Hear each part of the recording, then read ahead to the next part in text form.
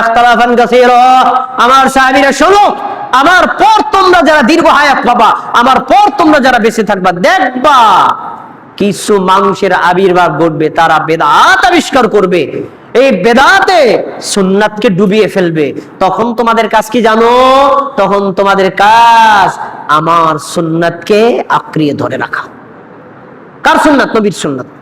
ফালাইকুম বিসুন্নতি, আমার সুন্নাত আঁকড়ে ধরবা। অসুন্নাতিল খোলাফায়ে রাশিদিন, আবু বকর, ওমর, ওসমান, আলী, খোলাফায়ে রাশিদিন যারা আছে, সাহাবী যারা আছে, তাদের সুন্নাত ধরে রাখবা।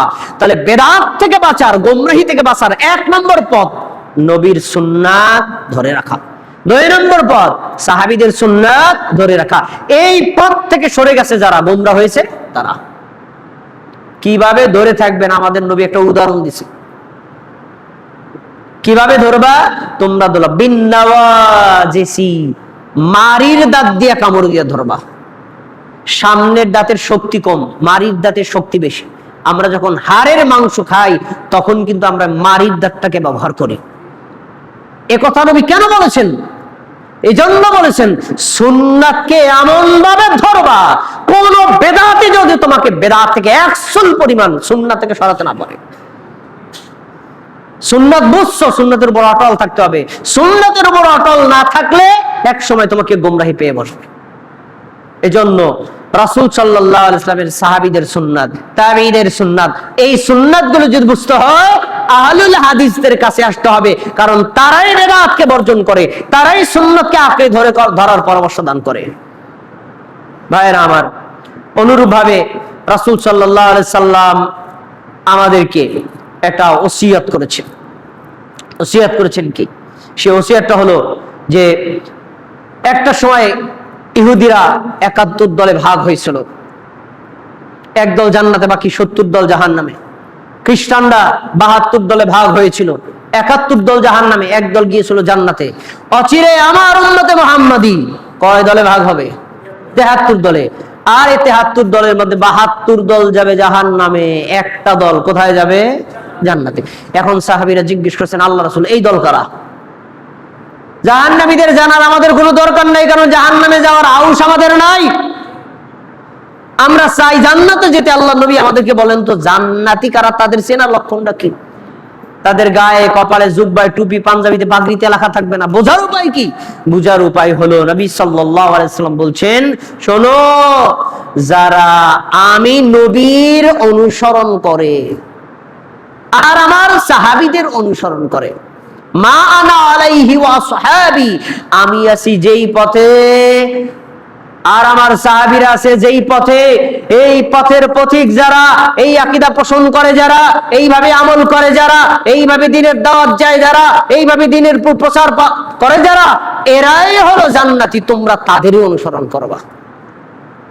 আমরা আহলুল হাদিস যারা, আমরা বলি আসেন হানাফি মাযহাব মানি, বলি শাফি মাযহাব মানি।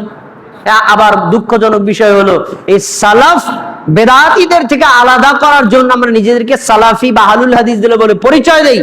বেদাতীরা আবার তাদের মাযহাবকে জায়েজ করার জন্য বলে আহলে হাদিস আলাদা একটা মাযহাব। বলে আহলে হাদিস নাকি আলাদা একটা মাযহাব? আহলে হাদিস কি মাযহাব? না, আহলে হাদিস আলাদা কোনো মাযহাব নয়, বরং আহলুল হাদিস হলো রাসূলের রেখে যাওয়া আদর্শ, সাহাবীদের রেখে যাওয়া আদর্শ, তাবেঈদের রেখে যাওয়া আদর্শ।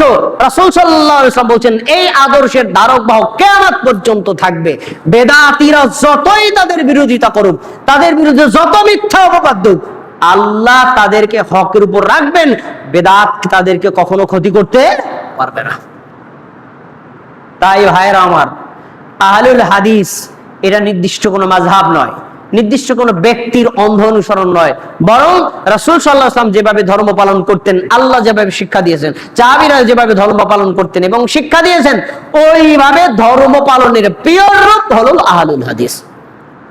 অনেকে আমরা মানহাজ বুঝি না।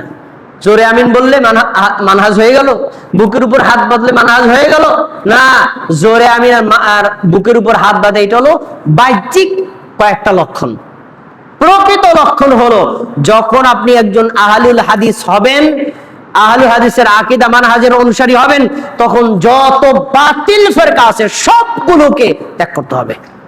কোন বাতিল ফিরকার সাথে আপোষ করা যাবে না।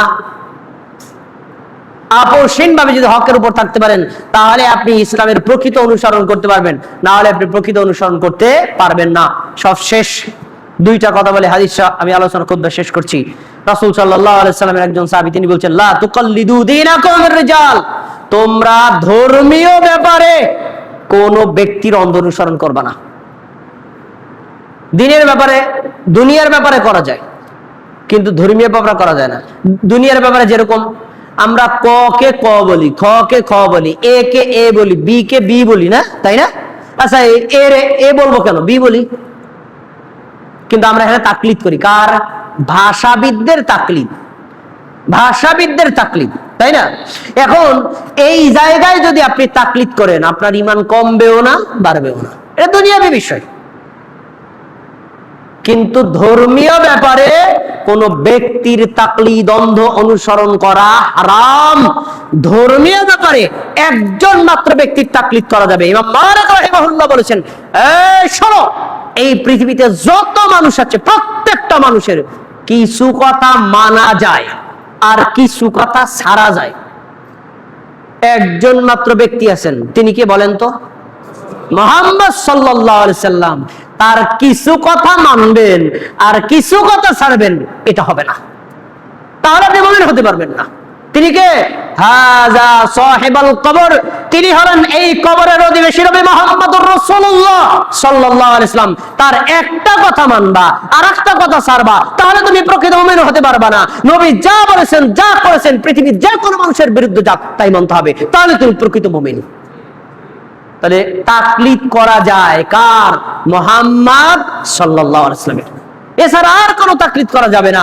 অন্য ব্যক্তিদের সব কথা যাচাই বাছাই সাপেক্ষে এই আবু বকর, ওমর, উসমান, আলী, তাবি, তাবে তাবি, আলেম, ওলামা, পীর, মুফতি, মাওলানা, বুজুর্গ, ডক্টর গালিব, আব্দুল্লাহ ফারুক সালাফি, যাকেই বলেন, যার কথা নবীর সাথে মিলবে তারটা মানবো, আর মিলবে না ছেড়ে দেব। এটাই হক, এটাই হক। যদিও এই হকপন্থী লোকের সংখ্যা কম হোক, কারণ সংখ্যা গরিষ্ঠ দিয়ে দিয়ে হক মাপা যাবে না। অতীত যুগ, বর্তমান যুগ, ভবিষ্যৎ যুগ, কোন যুগেই হকপন্থী মানুষ বেশি ছিল না। সব সময় বেদাতি, খারাপপন্থী, ফাসেক, মুশরিক লোক বেশি ছিল। আপনি যদি ওই বেশি সংখ্যক লোক দিয়ে হক মাপেন, হকের সন্ধান পাওয়া যাবে না। ভাইরা আমার, আসুন, ইসলামকে যদি ইসলামের মতো পালন করতে হয়, আল্লাহর দেওয়া তাওহীদ যদি বুঝতে হয়, নবীর সুন্নাত যদি অনুসরণ করতে হয়, জান্নাতের পথিক হতে হয়, জাহান্নামী পথ থেকে বাঁচতে হয়, বেদাতি গুমরাহি থেকে বাঁচতে হয়, তাহলে আহলুল হাদিসের আকীদা এবং মানহাজকে ধারণ করি, বিশ্বাস করি, পালন করি, তাদের সাথে যুক্ত থাকি, তাহলে আমরা যাবতীয় গুমরাহি থেকে মুক্ত থাকতে পারবো। আল্লাহ আমাদের তৌফিক দান করুন, আমিন।